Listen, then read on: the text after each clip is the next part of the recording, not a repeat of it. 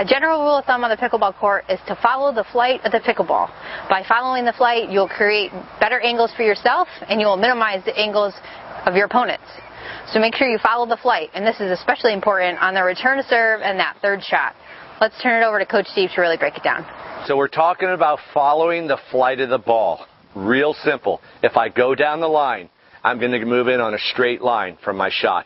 Follow the flight of the ball. If I hit the ball more through the middle of the court, I'm going to have a little bit different angle of attack.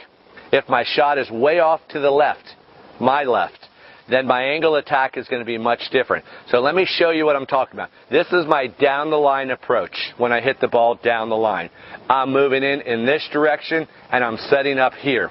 Look what's happened, guys. Remember the chain. My partner recognizes that I've went down the line. Look where Dan now is. He's squeezing the middle now. All right. If Dan was not to squeeze the middle, look what would happen. There'd be a big gap in there, and at a higher level, your opponent's going to take advantage of this, and they're going to pass you with a third shot drive down the middle. Now, option 2 is me returning the ball down the middle. Look at the different angle of attack now. My angle of attack is now moving off in here because the flight of the ball is now different. Dan again recognizes this. It's very important that your partner is in sync with you. So he knows where the shot is, he knows where I'm going to go, that is going to tell him where he needs to go. Now my angle of attack is a couple feet off from down the line.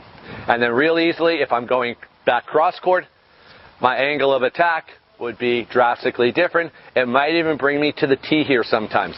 Don't be afraid of this area, because remember, it's not from here, right?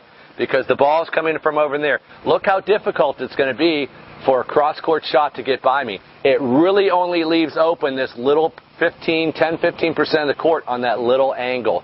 So remember, it's really important to follow the ball so you maximize your angles. Follow the flight of the pickleball at all times. This is true on the return to serve, third shot, and almost any other shot on the court.